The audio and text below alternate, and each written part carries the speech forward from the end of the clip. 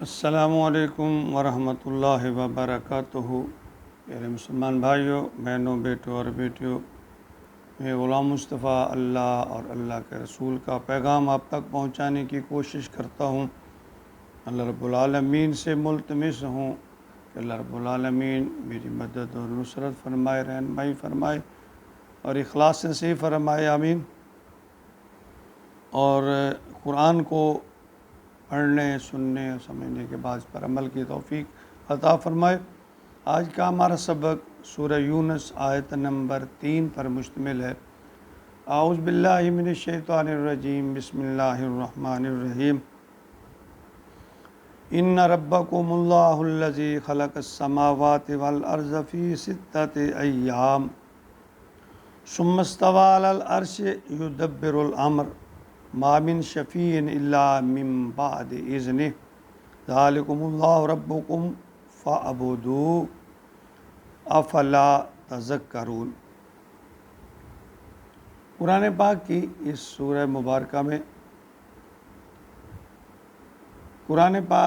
اس قرآن کی اہمیت، برکات کا ذکر ہے اور کفار کی نہ سمجھی نہ خلفی کا ذکر ہے اور ایمان والوں کی تعریف ہے، اور پھر اللہ کی تخلیق اور اختیارات کا بیان ہے۔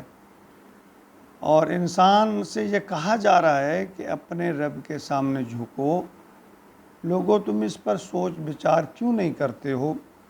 فرمایا ان ربکم اللہ الذی، یقیناً تمہارا رب، تمہارا پالنے والا وہ اللہ ہے،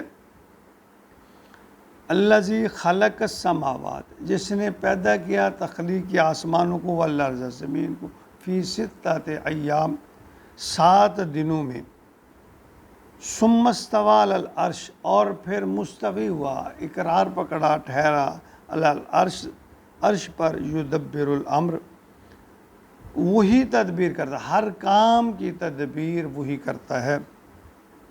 ما من شفیع الا من بعد اذن، نہیں کوئی شفیع، شفاعت کرنے والا، الا من بعد، اس کے بعد، اس کے اذن کے بغیر، اس کے حکم کے بغیر، اس کی اجازت کے بغیر۔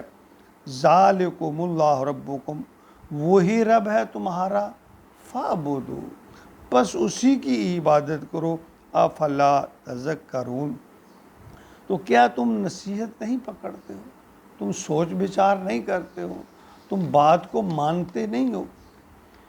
دیکھیں، اس آیت مبارکہ میں نا اللہ رب العالمین نے اپنی تخلیق اور بندہ جو ہے، یعنی عبد جو ہے، اس کی ذمہ داری، قیامت اور اس کے فیصلوں کا اختصار کے ساتھ بیان فرمایا ہے۔ گویا کہ یہ روح زندگی یا کائنات کی تخلیق سے لے کر قیامت تک کا خلاصہ ہے اس آیت میں، جس میں یہ فرمایا کہ ان ربکم اللہ الذی، دیکھو تمہارا رب وہ ہے کہ اس ساری کارخانہ کائنات کا تخلیق کرنے والا، زمین و آسمان، اس میں ہر چیز جو ہے اس کو پیدا کرنے والا بھی ہے اور رب بھی ہے، یعنی اس کو پالنے والا، رب کہتے ہیں پالنے والے کو، یعنی اس کا خالق بھی ہے اور اس کو پالنے والا اور چلانے والا بھی ہے۔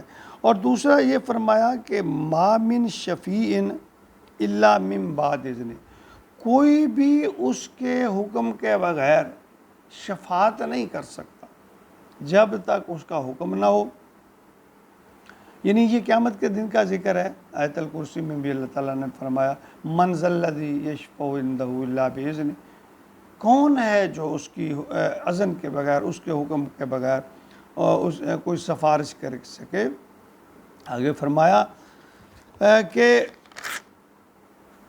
ذالکم اللہ ربکم، یہی تو تمہارا وہ رب ہے، فاعبدوہ، بس اس کی عبادت کرو، افلا تذکرون، تمہیں عقل نہیں ہے، شعور نہیں ہے، تم اس پر سوچ بچار نہیں کرتے۔ اللہ اکبر، کیا انسان اتنی آسان بات کو نہیں سمجھ رہا اللہ کی اتنی آسان نصیحت کو نہیں سمجھ رہا کہ اس کارخانہ کائنات کی تخلیق کرنے والا وہی تم سے یہ کہہ رہا ہے، اور بڑے پیار بھرے انداز میں یہ کہہ رہا ہے کہ تم میری عبادت کرو، کامیاب ہو جاؤ گے۔ یہاں جو تخلیق کا تھوڑا سا ذکر ہے نا، اس کے بارے میں حضرت شاہ ولی اللہ محدث دہلوی انہوں نے اپنی کتاب حجت اللہ بالغہ میں اس تخلیق کو 3 عنوانات کے تحت لیا ہے۔ اس میں لکھا اس نے ابداع، یعنی کسی چیز کو عدم سے وجود میں لانا، یعنی وہ چیز کا وجود بھی نہیں ہے اس کو بنانا، پیدا کرنا۔ اور دوسرا خلق، یعنی کسی ایسی چیز سے، ایک چیز ہے اس کو دوسری چیز بنانا، یعنی مٹیریل ہے، اس کے گاڑی بنانا، کوئی اور چیز بنانا۔ اور تیسرا فرمایا تدبیر، یعنی اس میں اللہ تعالیٰ کی مشیت اور حکمت پنہاں ہے کہ اس کارخانہ نظام کی جو اللہ تعالیٰ نے منصوبہ بندی کر رکھی ہے، یعنی یہ اس کو بنانا، پیدا کرنا، نئے سرے سے بنانا، ایک چیز سے دوسری چیز بنانا، اور پھر سارے کو چلانا، یہ اس آیت کا خلاصہ ہے کہ گویا اس کارخانہ قدرت کو، یعنی اس کائنات کو بنانے والی ذات اللہ ہے، اور چلانے والی ذات بھی وہی رب ہے، وہی مالک ہے۔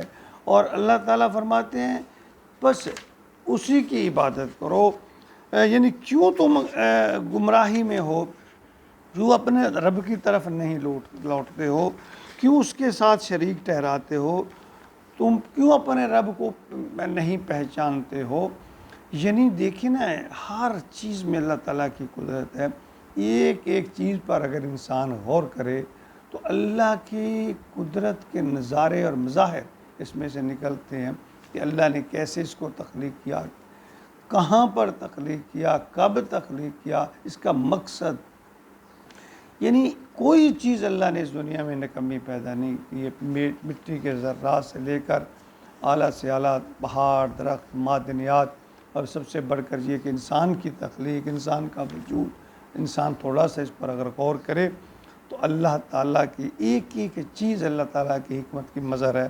اللہ تعالیٰ ہمیں اس پر غور کرنے کے بعد اللہ ہمیں خالصتاً توحید پر مبنی عبادت نصیب فرمائے، تاکہ ہم اللہ کی رضا حاصل کر سکیں اور قیامت کے دن سرخرو ہو سکیں۔ اللہ تعالیٰ ہمیں توفیق عطا فرمائے، آمین یا رب العالمین۔